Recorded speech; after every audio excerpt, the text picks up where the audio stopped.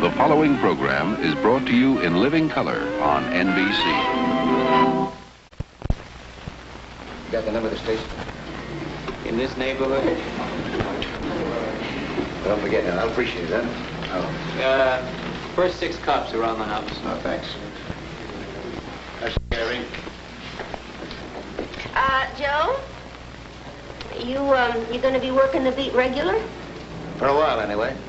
So don't up and quit without letting me know, huh? Oh, I know when I got a good thing. The food's terrible, the hours are awful, and the neighborhood's dangerous. Some of us are just born winners. I was only kidding in that scene, of course, about born winners. But right now, I'd like to talk to you about some genuine winners. The new shows NBC will be bringing you this fall. I'm Lloyd Bridges, and what you just saw was a short scene from one of those new programs, Joe Forrester. I'm starring in it, and it's one of 9 brand new series on tap for the coming season. So let's get down to cases. Let's go right through the week, huh? Monday through Sunday, and see exactly what's going to make NBC's new season a super season. On Monday, viewers will do the impossible right off the bat. They'll be seeing The Invisible Man. Yep, the H.G. Wells classic now comes to the TV screen as a big weekly series. David McCallum stars as the scientist who discovers the secret of invisibility and then has to guard that secret from those who would use it for destruction. What is this, a gag? It's no gag. Go on, try it. What? Take the pen.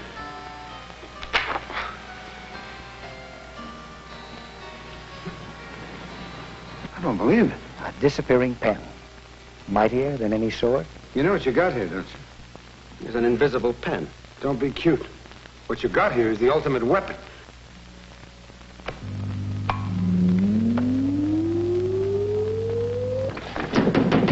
Dan! Dan! Dan! All right, break it down. Not a scientist going berserk, but a man who believes in the cause.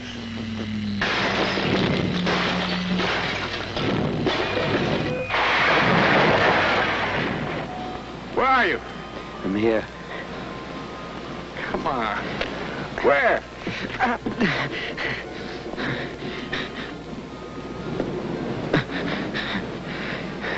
My God, Daniel, you did it. You know what I remember, Daniel? No, what? I remember you always saying you wanted to accomplish something that no one else had. Well, my friend, congratulations. Special effects, like nothing television has ever seen. Mm-hmm.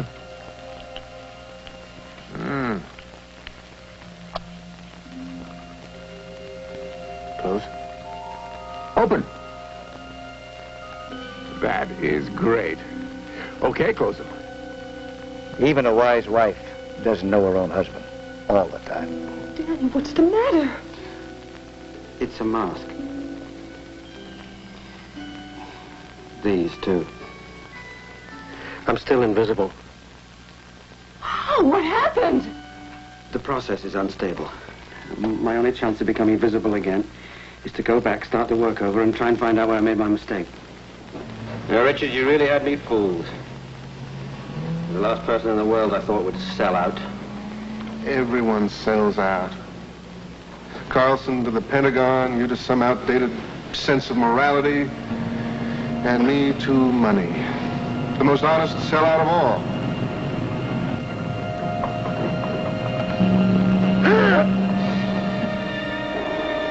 He's getting out!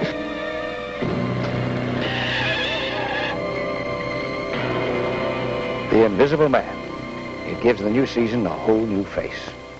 Following The Invisible Man, NBC's Monday night at the movies, with a great agenda of first time on TV films. Details on that a bit later. Tuesday means a new night for Movin On and a new time slot for Police Story. It also means the introduction of a new realistic law enforcement series, Joe Forrester. I play Joe Forrester, a role I had the good fortune to originate last year in an episode of Police Story. Joe is a dedicated, conscientious cop whose relationships with street people give him a valuable edge in fighting crime. How long ago did you get off that bus? About 2 hours ago. Where from? Bakersfield. And you met Plums at the bus terminal, right? Yeah, he's been so nice. I bet he is.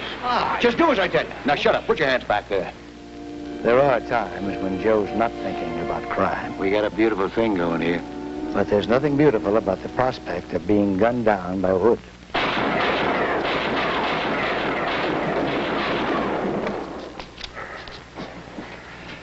John, we don't think it was a random sniping. What are you getting at? We want to take you off the beat. No, damn it, no. Is it worth your life? The average armed robber goes a mile out of his way to avoid a cop, let alone kill one. That's a theory I'm not quite sure is true anymore. How can I ever face the people in my beat if I run away merely because some punk with a rifle takes a couple of shots at a blue uniform and a black and white? Your beat, Joe? Yeah, the neighborhood has gone downhill enough. You gotta give me half a chance to build it up again. Your beat, huh?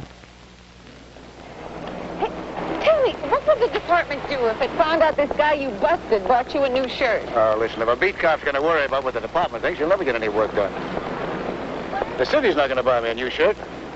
He wrecked it, didn't he? Yeah, he Well, did. then he's gonna have to come up with a 2640. And that doesn't mean that I won't bust him again if I have to. And he tears up another shirt. And he pays for another shirt. That's the beat.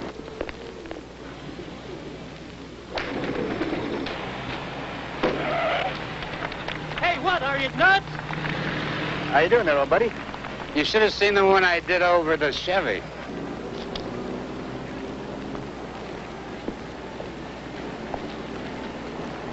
Mind if I give it a try? All right.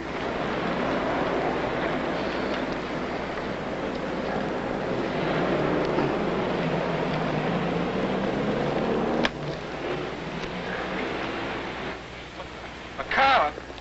Oh, wow, you don't mean you're here to say hello and goodbye all at the same time. Maybe not. Maybe I'll be back. A lot of people around here seem to think that I'm needed. Kind of like the idea of having an officer in the beat. Gives them a feeling of security, they say. Hey, you know what? You promise us you'll try to get back here? Because if you don't, it'll be a damn shame. You made a difference. Joe Forrester, the kind of cop on the beat who really makes a difference. Comes Wednesday, an evening that begins and ends with hit shows that made their debuts last season. The night starts with Little House on the Prairie, the enormously successful series about a family of American pioneers. It finishes with Petrocelli. Petrocelli, the Eastern Law School graduate who brings his big city toughness and compassion to a town in the Southwest. In between these established favorites, a brand new, powerful drama series called Doctor's Hospital. A large, modern hospital may look complex and impersonal, but in reality, it's a place where human emotions can be observed on their most revealing level. The chief neurosurgeon at this hospital is George Papard. He's just as tough and as able as he looks. Dr. Madison, do you realize that surgery on these lesions is difficult and subject to high risk? I do, sir. And you still recommend it? I do. So do I. Some differences of medical opinion are more than academic. Are you for real, Moresby? Do you intend to let that man open Hollander's head? Why not? I feel more than confident that you have some hand-picked resident who is eminently qualified to do the actual cutting under von Schulteis's supervision. You mean ghost surgery? I mean nothing of the kind. It's common practice. You yourself permit students to operate under your supervision. There's a considerable difference. I'm ready to step in case there's a problem. Who's going to step in for von Schulteis? How's his respiration? Seems to be satisfactory. His mother mentioned a recent viral infection. What can you tell me about it? Nothing. I'm afraid I haven't seen Mrs. Simon in some time. But you must have seen your son. Sorry, Jake. Now you know why I never joined the diplomatic corps. Every week I make myself a promise. And every week I wind up sending another toy. She's straight line again. Damn! Light, Doctor. How long? 52 minutes. Okay, pack it up.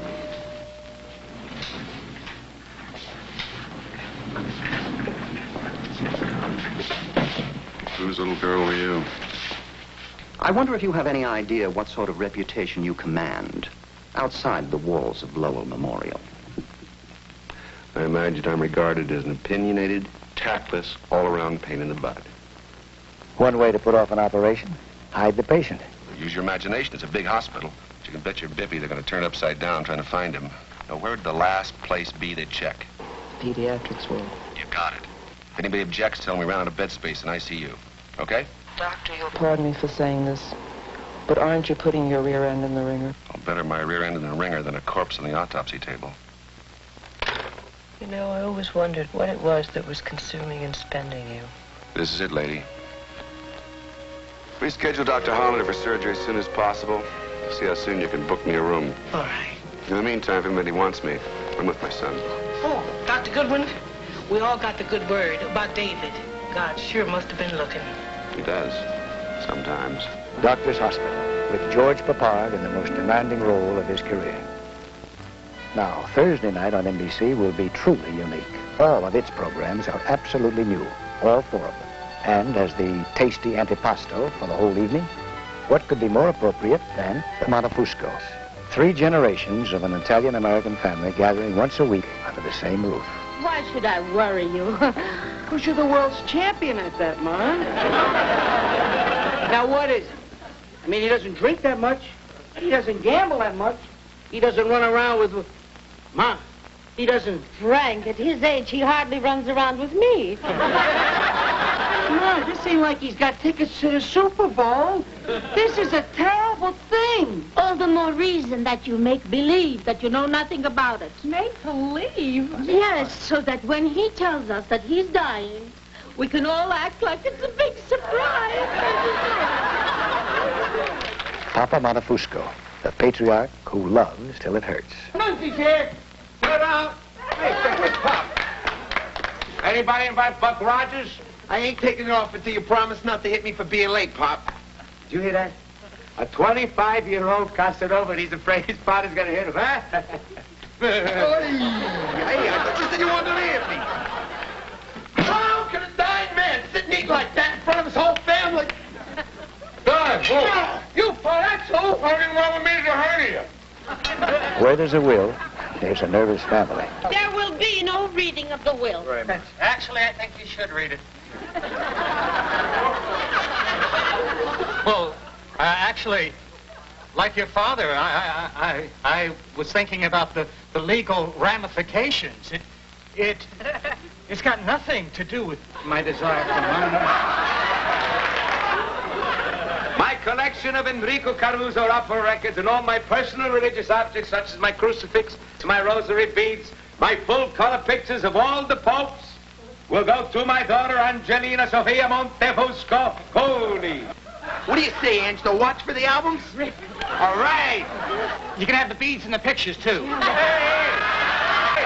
Wait a minute. No, I'll give you the fishing tackle for the wine press. Hey, do you want the watch? You got it. You got the album. All right. Jimbo, you keep the beads, eh? You want the picture, John? You got it. And for the wine press, I've got a bowling ball and the bocce ball. No, Frank, I want to keep the bocce ball for the children. You got it. You got what? You got, he got, she got, my, what is this? Let's make a deal. Let's get this over with. Not another word out of anybody. Philomena's getting the money. Philomena is not getting the money. This is my will. That means it's the law. Good. After you're dead and you find out I'm not giving her the money. Call a cop! There's never a menu and never a lull. That's the Montefuscos. And the laughs don't stop after dinner either, because that's when we meet Faye. Faye, played by the very talented Lee Grant, is a gal in her 40s whose marriage is broken up. Now she's trying to carve a new life for herself. That's not always easy, but when it's Faye, it's always funny. Thank you. Thank you. It was a wonderful weekend. It was like... Special. Special. An ex-husband can be exasperating. Well, I'm not surprised. It was bound to happen sooner or later. I guess I was just hoping it would be later. After all, we've only been separated a few months. 10. I guess I just don't consider it the most dignified thing in the world at this time. Well, I suppose your having an affair while we were married was. Well, that's different, Faye. Faye, do you think there's a conspiracy among the lawyers of this firm to treat me like dirt? No doubt. Aha! That's what I was afraid of. That means that they're doing it individually on their own initiative. Jack.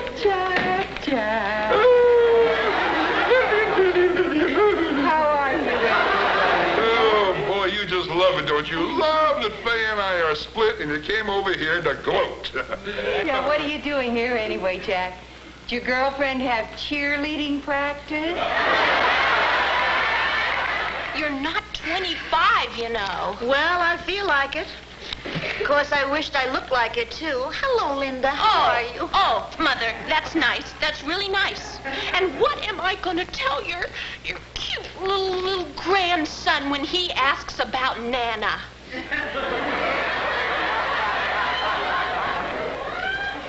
Tell him Nana's getting it on. Hi. Don't shut the door. This is my daughter, Linda, and my son-in-law, Elliot, who is just leaving. Now, okay, children, I understand that you have to go. I'm certain that Bill will, too, that Elliot, being a doctor, cannot call his life his own. When there's an emergency, there's an emergency. A facelift of his just fell. He has to go pick it up. Advice is not only cheap, it's overabundant. Look, Bill is considerate, good-looking, smart. Marry him. Don't marry him. Live together. I'd much rather own it than lease it. Bill, a month after I separated from Jack, I went to a party alone. Lillian forced me to go. She stuck false eyelashes on me. She pushed me out the door. I was terrified. I'd always gone to parties as Jack's wife. And that's all I've ever been, is Jack's wife. Nobody's ever called on me. But that night, I had to talk, and I could. And people actually listened and were interested. I felt like Scarlett O'Hara. It was wonderful. It was just too soon. I need to feel like Scarlett O'Hara some more. Join Lee Grant as she waits around for Rhett Butler on Faye. Next, a fateful night in 1947, a lovely woman with her last ounce of strength crawls across the floor of her apartment to leave a mysterious clue to her killer's identity. It's a puzzle that cries out for Ellery Queen. One of fiction's most celebrated detectives becomes a Thursday night regular on NBC. Jim Hutton is Ellery. David Wayne, his father, Inspector Queen. Almost as far-fetched as one of your books. A dying clue, which makes absolutely no sense. Which means, of course, it's right up your alley. A series that never runs out of thrills or suspects. You ever see one of those things before? Yeah, a few. Damn nuisance. A friend of mine has one. People keep dropping in. Oh, I wouldn't worry about it. It's just a passing fad. It's really very simple. I make it a point to be observant and to pay attention to the details. Good night. Son, you forgot your glasses. A lot of robberies in that building. I didn't kill her. Yeah, but the police will think you did. I didn't kill her. Now, that's where I can help you. But you're going to have to tell me the truth, and you're going to have to admit that those are potent sleeping pills. Maybe, but they make for pretty lousy coffee. Ellery, give it up. The case is closed. Ramon even saved us the cost of a trial. He didn't kill her. What? It's taken me this long, Dad, but I finally figured it out. Ellery. The solution. The end of the case. It'll come at 10:25 tonight. You're saying... I know who killed Monica Gray. Dad, I'll make you breakfast. Do you know who killed Monica Gray? If you've been watching closely, you have all the information you need. Monica was dying. She looked up, and what did she see staring her in the face on her television set? The sun. S-U-N, but also S-O-N. And remember, Monica liked word games. Simple process of elimination. Gail had no motive, so let's talk about the McKell family. Father, alibi. Mother, alibi. But son... No alibi. Out walking. That's why she pulled the plug on the clock. She wanted us to know what was on television at exactly 10:25. The sun, Tom McKell. Nice piece of deduction, Queen. You know, when the dust settles from this, we really must have lunch. With the publicity from this, there's no question that you and I... Right.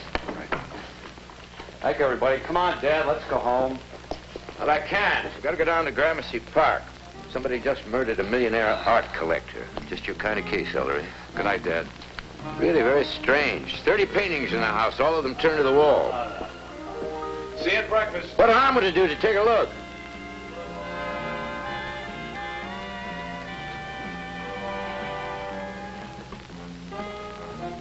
Did you say 30 paintings turned to the wall? Yeah. This season, match wits with the matchless Ellery Queen.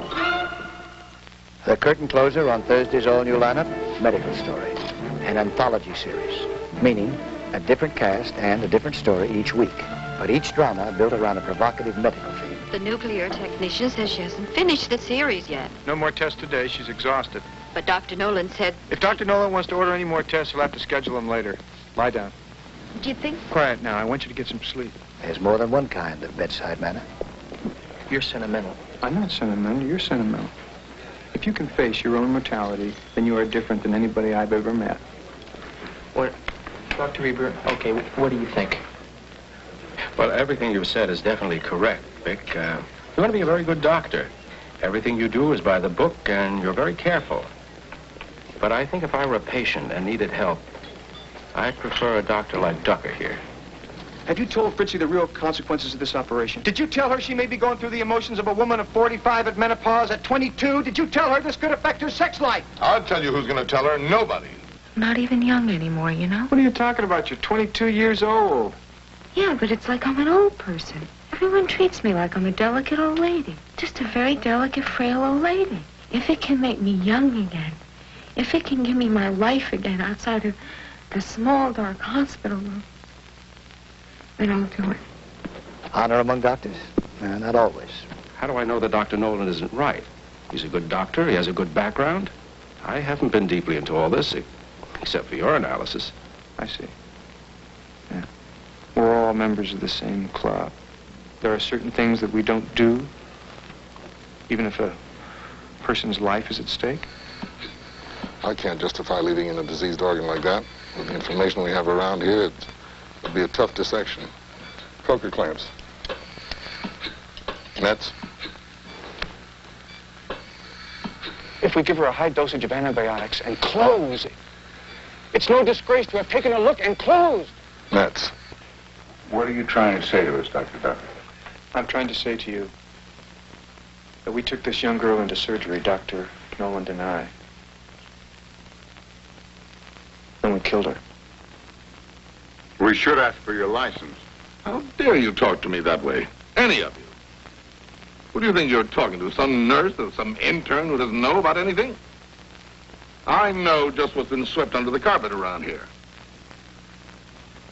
How many of you have never made out a prescription or ordered a lab test which would boost your fees, huh? How many of you have never performed an operation when there was no clear reason that it would do any good? All right, I'm fired. But I'm still going to be a doctor. And if I can't do it here, then I'll do it at a hospital not as good. And if I can't do it at a hospital not as good, then I'll find some other way. Maybe I'll be the kind of doctor that you wanted to be once. NBC's newest dramatic series, and it's going to make television history. Medical Story. On Friday, a glittering procession of 4 returning hits. Red Fox and Damon Wilson in Sanford and Son. Jack Albertson and Freddie Prinze in Chico and the Man. James Garner in The Rockford Files. And Angie Dickinson, Policewoman. Every one of them outstandingly popular this past season. And for good reason. Then the weekend gets underway with Jack Webb's tremendously popular action series, Emergency, followed by NBC Saturday Night at the Movies. This season, on Saturday night and Monday night at the movies, NBC will be outdoing itself in its selection of hit motion pictures that have never before been seen on TV. Omar Sharif and Julie Christie in Dr. Zhivago, winner of 6 Academy Awards. Jack Lemmon and Catherine Deneuve, lovers in The April Fools, a movie version of Broadway's Tony Award-winning musical 1776. An all-star cast in The Last of Sheila, Barbara Streisand and George Siegel in The Owl and the Pussycat, plus John Wayne in Rio Lobo, Charles Bronson as the Stone Killer, and Burt Lancaster in The Midnight Man. Also prominent in the new schedule, NBC's world premiere movies like Dark Victory, Elizabeth Montgomery and Anthony Hopkins in a new 3-hour version of the romantic classic. Dr. Sam, George Peppard as the real-life doctor accused of his wife's murder. Widow, Michael Leonard in the adaptation of the bestseller about a woman suddenly facing life alone. And The Silence, Richard Thomas in the true story of a West Point cadet's ordeal at the hands of his classmates. The world premiere movies are, of course, brand new feature films made expressly for TV. And the New Year's attractions look very impressive. On Sunday, The Wonderful World of Disney, as wonderful as ever, will open the evening at a new time. Also at a new time is Sunday Mystery Movie, which will present an exciting addition to the rotating roster of Columbo, McCloud, and Macmillan and wife. The newcomer is McCoy, starring Tony Curtis. More about that one in a minute. But in between Disney and Mystery Movie, you'll be seeing the debut of another fine NBC series, Holvak. It stars Glenn Ford, Julie Harris, and a marvelous young actor named Lance Kerwin, who plays their 13-year-old son, Raimi. A small southern town in the early 1940s, and the preacher is Holvak. He's really not the hero type, but the right-thinking people in town and his family, especially his young son, will tell you Holvak is a very special man. I see that rifle, son.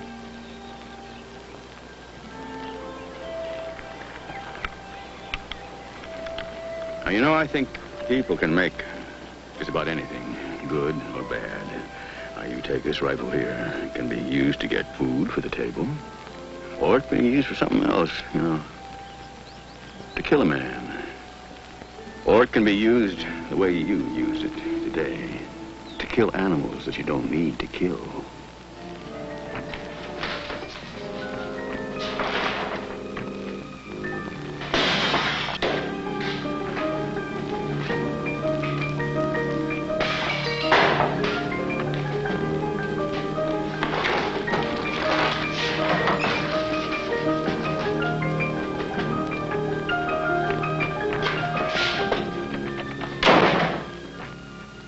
Occasionally, a dare comes very nicely packaged. I bet you're scared to touch me where I'm pointing. Look where.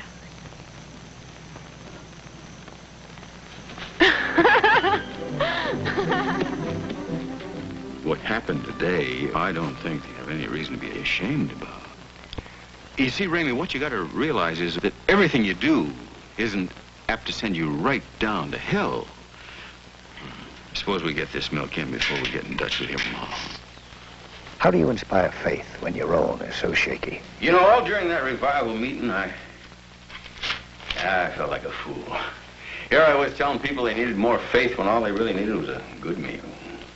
You're giving them faith they need sorely. Hmm. Well, I tell you, I wish somebody had a little extra to give me. Raimi Holvak, a boy suddenly coming of age. Do you swear to tell the truth, the whole truth, and nothing but the truth, so help you God? I do.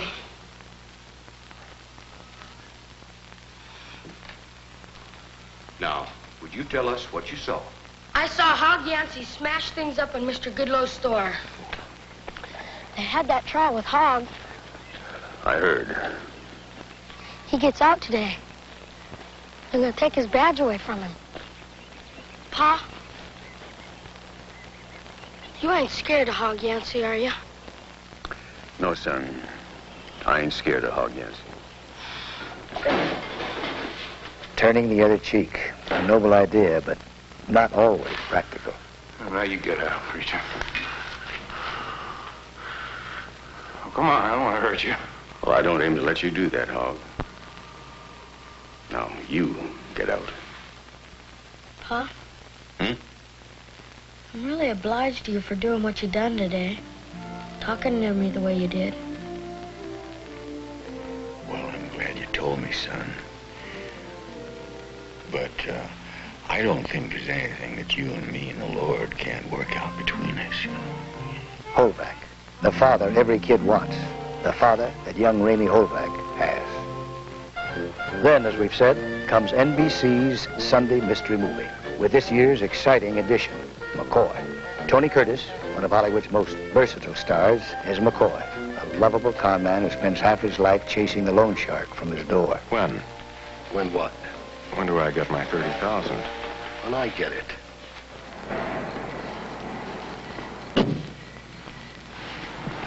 Smile, Mrs. Bishop. You're being kidnapped.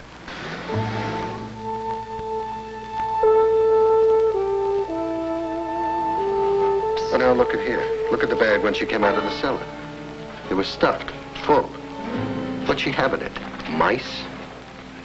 What could it be? I give up. What's in it? I think it's the ransom money. Look, I've got a shot at a big score. You want in? How big? Very. I'm in. What's in it for you? 20% of $500,000 if and when I recover it. Sir, your heroism should not go unrewarded. Oh, no money, Please, sir, my card. Oh, Colonel Orville J. Gimbling. Frank Darnell, sir. Frank Darnell, turn it low. Yes. I don't know. Where are the boys? Here you go. Tell them to lay low. Come on, baby.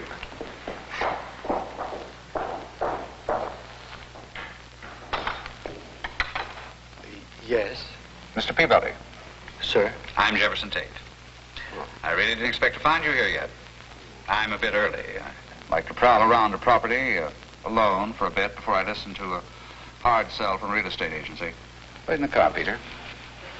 I want to see the living room. Let me show you the billiard room first. Fine.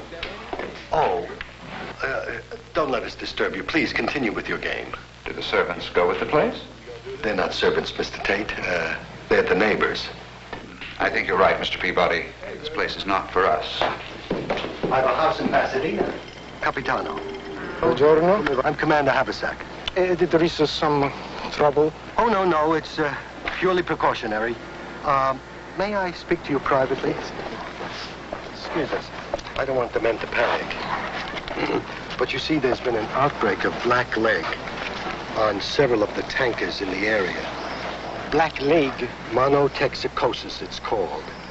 Excellent. Shall we meet at the City Bank? Safe Deposit Department 230? Mr. Darnell, I'll be there with my million. And I'll be there with my $500,000, Colonel. He bit. Well, what are you so gloomy about? I'm not gloomy, I'm just thoughtful.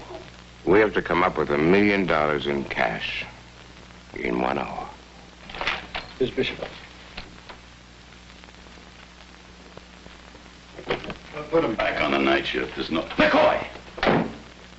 Well, shall we begin? McCoy, I warned you the next time I caught you in this bank, I'd throw you out personally. McCoy? I thought his name was Gemberling.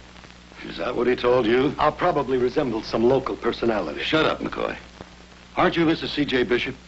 Yes. And I'm her attorney. Now, what seems to be the problem here? What's in that drag? It's private and confidential. There's supposed to be $1 million in cash in there, and I'd like to see it. You said $1 million in cash, Mrs. Bishop? You crook. You creep. You swindlers. Take my advice and get yourself a good attorney. Come on, Brenda. Oh, I almost forgot. What? So McCoy survives another squeaker. Do me a favor, will you, McCoy? Will you hold on to it for a few hours? Oh, you can bet on it. Oh, I'll take some of that action. You're on. Good evening, gentlemen. Oh, a game of chance, I see. We have room for another hand, pal. Oh, thank you. Well, deal me in. Tony Curtis, a charming gambler, in a brand new series that's really no gamble at all. And that wraps up the week. It also wraps up this brief sampling of what NBC's new schedule is all about. As an actor, I'm delighted to be a part of the new lineup. I think it's one of the strongest and most exciting schedules that any network has ever assembled. As a viewer, well, I'm pretty happy about the whole thing, too, because the new schedule demonstrates variety as well as quality, a combination that has to mean very special viewing enjoyment. So, Until the start of the new season, when I hope we'll be looking at each other across a very crowded living room, so long. The pleasure's been all mine. Super season on NBC. Super season.